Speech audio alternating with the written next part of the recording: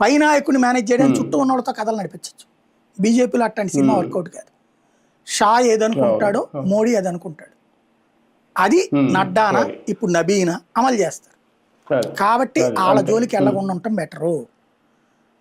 Central గవర్నమెంట్ని కెలక్కుండా ఉంటే తనకి తన కొడుక్కి ఉపయోగం. కెలికితే దెబ్బ కొడతారు. తెలంగాణలో రేవంత్ రెడ్డి ఉండాలి. ఎందుకు ఉండాలి రేవంత్ రెడ్డి? మన ఆస్తులు మన వాళ్ళకి సంబంధించిన వ్యవహారం. ఇప్పుడు అక్కడ రకంగా చెప్పాలంటే తెలుగుదేశం 2 గవర్నమెంట్ నడుస్తుంది అక్కడ. తెలుగుదేశం 3 గవర్నమెంట్. ఇదివరకు తెలుగుదేశం 2 నడిచేది బీఆర్ఎస్, తెలుగుదేశం 3 ఇది. కాబట్టి అక్కడ మనోడే కదా పనిచేస్తుంది. ప్రతి బీఆర్ఎస్ మీద కోపం కూడా కాంగ్రెస్ తో రాహుల్ తో అదేం కాదండి. నేను అసలు అవన్నీ అసలు బీఆర్ఎస్ కోపం ఇవన్నీ కూడా కాదు. ఆయన తెలివైనోడు, కమ్యూనిస్టులతోనూ టచ్ లో ఉంటాడు. ఇప్పుడు కమ్యూనిస్టులు వ్యతిరేకమే కదా కూటమికి. కానీ కమ్యూనిస్టులు నారాయణ ఏమంటాడు, చంద్రబాబు మంచోడే మోడీని సరిగ్గా తిట్టట్లేదు అంటాడు.